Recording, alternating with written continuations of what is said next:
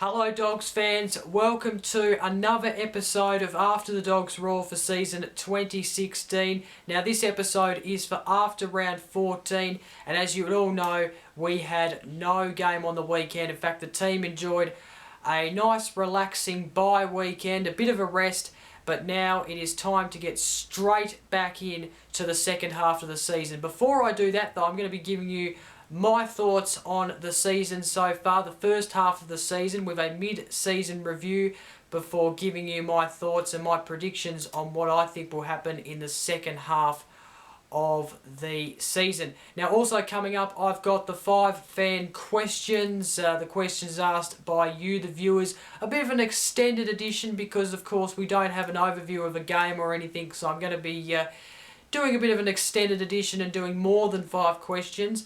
Not too many though, but a few over the 5 limit.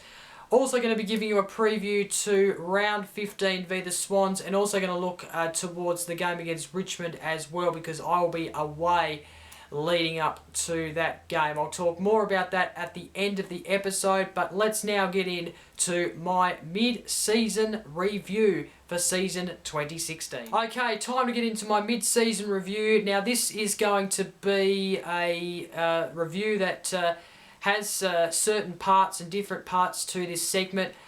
So I'll start with where we currently sit. Of course, we sit 6 on the ladder with 9 wins and 4 losses. Let's start with my good thing out of the first half of the season, and that is that we have played some very exciting footy at times in the first half of the season so far. It has been quite remarkable. I think we look back at the game against St Kilda, that was probably the most memorable one for me, as well as the Crows and a couple of others. Of course, Fremantle, the one that I was at, was really, really exciting. The way we were able to move it from the back line, from our defensive 50 right through to the forward 50, and be able to get entries was quite exciting. Of course, Jason Johannesson in that game against St Kilda where he ran it off the wing, that was so exciting. And there was lots of other parts in the first half of the season where we were playing very exciting football. Now, not all the time our run and carry worked, but most of the time it did in the early stages of the season, and it was just quite exciting to see. So that's my good thing out of the first half of the season. The bad thing, lack of efficiency inside 50. I think especially in the last 4 or 5 weeks we have been, and even on Saturday night against Geelong, we were quite poor when going inside 50. We weren't able to efficiently dispose the ball, and we weren't able to find a target. And that's obviously normal for us because we only have one key forward inside 50 most of the time, and that's Jack Redpath. Of course, at times we've been having Tom Campbell in there, maybe Jordan Roughhead at times. I think we probably need to bring in Tom Boyd for the second half of the season so we can have 2 actual key forwards. Of course, Tom Campbell can probably maybe rotate with Tom Boyd, and Tom Boyd can go in the ruck or whatever Luke Beveridge wants to do. But we really need to dispose of it efficiently in the second half of the season if we are going to beat some of the top sides. So that's the bad thing in my opinion. I think we haven't really been disposing of it very well inside 50 when we've been going inside 50, which is a bit of a bad thing. The best first-year player so far, or from the first half of the season, and he probably will be the best first-year player at the end of the season, is Marcus Adams. Now, you could probably argue and say that Matthew Suckling should probably win this award. I'm going, though, by a player who's never played AFL before and dropped into the first half and played a very prominent role, and he has definitely done that. I don't think anyone really expected him to drop into that first team role of full-back and play it so tremendous and superb like he's been playing. It's been fantastic. He's been playing the great role of the fullback. He's been spoiling it, and he's been having a real influence on our defensive structure, and it's been really good to see. Pick 35 in the draft last year, fantastic pickup, especially later on in that order, and he's been very superb. He's worked out for our club so far. The most disappointing thing coming out of the first half of the season is probably that we haven't defeated a top side yet, and when I say top side, I mean the sides that are basically above us. Of course, we've beaten the Adelaide Crows and the West Coast Eagles, who sit in 7th and 8th, but we haven't beaten any side that currently sits in the top 5. So that is Hawthorn, who of course we narrowly lost to North Melbourne, who we were quite poor against, especially in that last quarter where we didn't score. Of course, the GWS Giants was probably our second poorest game, and then of course Geelong, who in hindsight was probably our poorest loss, let's face it, for this season so far. The Sydney Swans yet to play, but of course we play them this week. So yeah, it's been disappointing, but you know, I think that's probably saying where we're at.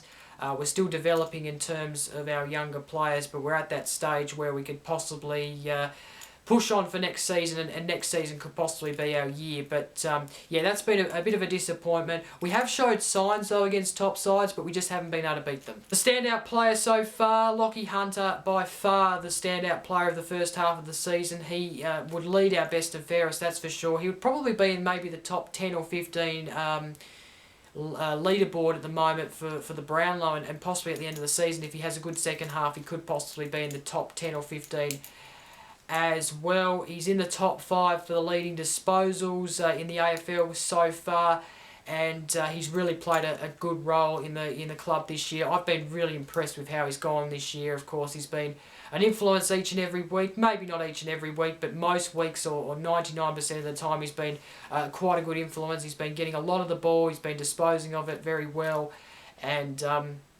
very good player this first half of the season. Let's hope he can continue it in the second half. Some other points I want to make before I compare the midway point of this season to last season is that Jordan Roughead and Tom Campbell have been a two pair of ruckmen who have been sensational and work very good together. I must say they've played a great role in our club this season, and I've really liked Jordan Roughead's marking this season. We've seen in the past, especially when he's played down back, he's been dominated by big guns. You know, players from Jordan Roughead, I remember from Aurora Stadium, to you know, Lance Franklin from the Swans, and there's a couple of others as well. He's really been dominated by, but he's really played good this year, and his marking and the way that he uses his hands and the way that he jumps to the marks is quite good. And same with Tom Campbell. When you pop him down forward, he's been quite good. So I've been really good with that partnership. I don't think we've had that ruck partnership before in recent years. I guess Will Mintz and Ben Hudson kind of strings to mind that kind of partnership, but I've been really impressed with those two. So that's one point I want to make. Okay, so let's compare the midway point of this season to last season. So at this time last season, we currently sat on the ladder at 8th. We had 7 wins and 5 losses. So that says to me that we are on track, or at least at the midway point, of having a better season than last season. And for me, this is a pass at the moment, because you know, obviously this season we currently sit 6th with 9 wins and 4 losses at the midway point. I think at this time last year we had a lot of silly losses to ones that we should have won or should have got points from, like Fremantle. Okay, maybe not Fremantle, but you know, we were only a 12-point losers in that game, and of course St Kilda as well we lost to in that first game, and also we lost to, as I look here, we also lost to Melbourne as well at the MCG. So there was a couple of silly ones that we probably should have won. Port Adelaide at the Adelaide Oval was another one we lost as well. So we didn't lose against sides. We didn't always lose against sides above us. We actually lost to sides that were below us as well. So this season we've actually structured that, and we've been able to win the ones that we should be able to win.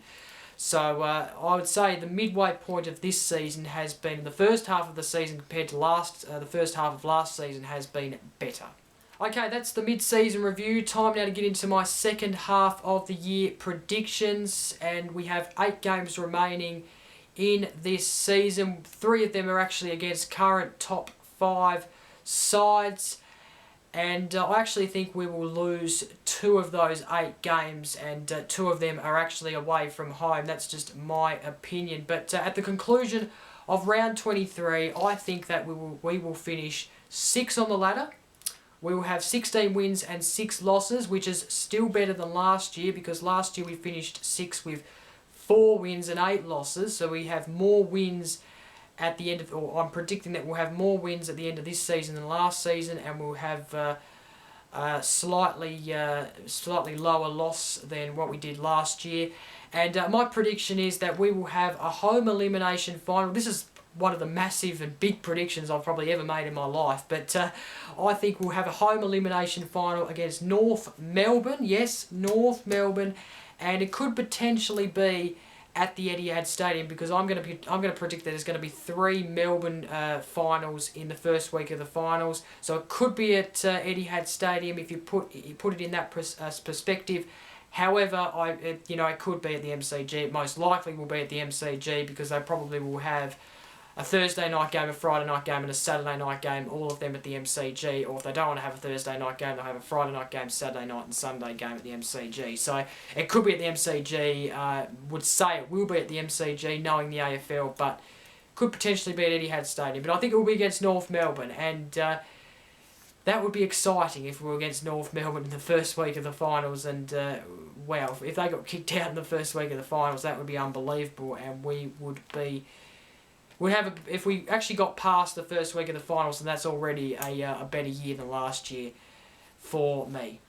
Okay, time now for the fan favourite segment called the 5 Fan Questions. It is an extended edition of this segment because of the shortness of this episode, and because I have a lot more time in this episode to answer your questions, and more than 5. So let's start with the first one. Matty Lyons asks, should we rush JJ back against the Swans despite lacking match practice and the coach saying he will likely return via the VFL? Well, if Luke Beveridge has said that he will likely return via the VFL, then I think he should. It probably makes sense. I know that he was in brilliant form before he got injured, and that's maybe a reason why we should rush him back. Just give him 1 week in the VFL. They verse Coburg. They probably will win that game, and we will probably see how JJ can perform. Maybe give him 2 weeks, maybe, if you're not feeling like rushing him back, because I think we'll win against Richmond without him. So maybe, just maybe, put him back in when we play the Gold Coast Suns, possibly. So maybe give him 2 weeks in the VFL just to get that match practice back. But maybe he only needs 1 week. But I definitely think we should be putting him in the VFL before he comes back into the senior side, just to be on the safe side. A very hard question, this one, from Matt Barton. Is Tom Boyd in our best 22 at the moment? Yeah, not sure. I'd like him to be in our best 22. I think he can be in our best 22, and I think I now have the belief that he should be playing in the side now. I think we should be having 2 key forwards, and then have Tom Campbell, Jordan Roughhead in those ruck roles, and then maybe put Tom Campbell at various stages in the forward line as well. So, but probably at the moment, no, or maybe half and half. I'm not really sure, to be honest. I want him to be in the 22, let's just say that. Ashley asks, do you think Lynch should be upgraded before Adcock? I believe Adcock has already been upgraded to the senior list. He was upgraded, or he was degraded, and then upgraded again for Pruden, who got injured. So to answer to rephrase your question, I'll just answer it pretending that you asked if I think Lynch should be upgraded to the senior squad. I believe he's been playing okay in the VFL. That's what I've heard. That's what I've been reading. And but I think this year we should just keep him in the VFL and maybe upgrade him next year, because I don't think we need him at this point. I think with Wood coming back and so forth, we probably don't need him. We've obviously got Hamling and Collins there. I don't think we need him this year in our senior side. Maybe try him next season, give him the whole year in the VFL just to develop, and then next season bring him in and possibly upgrade him and try and slot him into the side. But at the moment, I'm probably going to say no, don't upgrade him just yet. We probably don't need him at this point on the senior side. There's probably no way we can fit him on at the moment anyway. Michael asks, when can we beat Geelong? Not sure. It's going to be hard the next time round. Of course, we know what we need to do. We know what went wrong against Geelong a couple of weeks ago on a Saturday night, and I think we'll do a bit better at Simmons Stadium, but I'm not really sure when we'll beat them. I think we obviously need to stop... We need to be able to stand up to their defence. That's the thing we need to do, and we can't turn over the ball. And also we need to take our chances when we have chances, and also we need to stop leaving them loose, because that's what let us down the last time we played them in round 13. Another question from Matty Lyons: could Hamling be a forward and fill the Crameri void? Well, if Crameri comes back next year, no, probably not, because we won't be able to fit him in. But for this season, I'm not sure. I don't think so, because we've got Tom Boyd. I'm probably going to say no. I did answer this question a little bit last week, and it could work, but I'd have to give him a bit more time in the VFL and to play a bit more up forward to actually know that he's going to be a pretty big influence up in the forward line. But he did show that a couple of weeks ago in the VFL, which was good to see. Tracy asks, if we lose a player to another team, who would we try to sign on? Well, it depends what position we lose. That's the thing. I heard today that we're actually looking at Mason Wood, who has been fantastic for North Melbourne this season. That would be fantastic. He's been really good this season for the Kangaroos. But yeah, I'm not really sure, to be honest. It depends on the position and so forth. So I'll just leave that question. And what do you think? What does everyone else think? Who do we think we should sign on at the end of the season if we lose players, or even if we just need some extra players? Who should we sign on? I'll leave that up to you guys in the forum. Okay, time now to get into the game against the Swans. It's this Saturday, the 2nd of July at 4:35 p.m. at the SCG. Massive game, of course. This is the only team that we haven't versed who is currently in the top 5. They're going to be hard. They are undefeated at the SCG. They haven't lost a game at their home ground. And it's going to be a very tough one. We have to beat the likes of Lance Franklin. Of course, their midfield is absolutely sensational. They've got some good players in form. It's going to be tough. We need to have our defence game intact, and we also need to be able to have efficiency in the forward 50, something we didn't have against Geelong. So a hard game coming up. I think we'll go in with a chance, but it's going to be very hard at the SCG. We did it last year though, so we can do it again, but we just need to be able to hold our structures, have a bit of tallness. I think we need a bit more tallness in that forward line than what we have had last week or a couple of weeks ago against Geelong. I think we can do it, but things need to go our way. The Swans will go in favourites, though. Favourites for me going into this game. It's going to be a tough one. Now, on Saturday the 9th of July, we're going to be taking on Richmond in our round 16 clash. That game at 7:25 p.m. at Etihad Stadium. Should be a good win for us, I'd say, because Richmond, we know how poor they've been this season. I think we will have a chance to get a good win against them. Obviously, it won't be a big thrashing. I don't mean it in that way, but I think we'll have a good win against them at our home ground. And we have beat them the last 2 times we've actually versed them, so we've been dominant against them.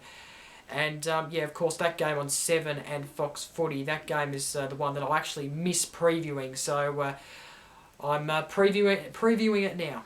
And finally, before I wrap up, our VFL Round 13 clash that is coming up this week, Saturday the 2nd of July, is against Coburg at their home ground starting at 1 p.m. Of course, if you're not going over to the game against the City Swans at the SCG, then get to this one if you can. So that game is Saturday the 2nd of July, 1 p.m. And the Saturday we verse Richmond, our VFL side also versus Richmond. And that game is at 2 p.m. at Wheaton Oval. So great chance to do the double header. And that is it for this episode of After the Dogs Roar. Hope you enjoyed. Now here's the sad thing that I'm about to tell you all, if you haven't already heard on the forum. This is going to be the last episode until 2 weeks' time. I'm missing an episode next week because I'm going away to the Gold Coast for a week. I'm going to officiate in the Under-16 Championships. Excited for the opportunity, cannot wait. So that means that I have to miss a week of After the Dogs Roar. But that's okay, because I'll be back the next week to review both the Swans and Tigers games and then look towards the game against the Gold Coast Suns. So hopefully you can live without me for just 1 week. And I'll be back with another episode Tuesday the 12th of July. So it's very busy times for me. When I come back from the Gold Coast, I'm straight into my Bachelor of Arts degree where I'm majoring in journalism. So busy times for me, but I will make sure that I keep this show up and make sure I get episodes out for you guys when I come back for the Gold Coast right up until the end of the season. So thank you very much everyone for watching. Thank you very much for supporting this show. And until 2 weeks time, I'm Jacob. Go Dogs.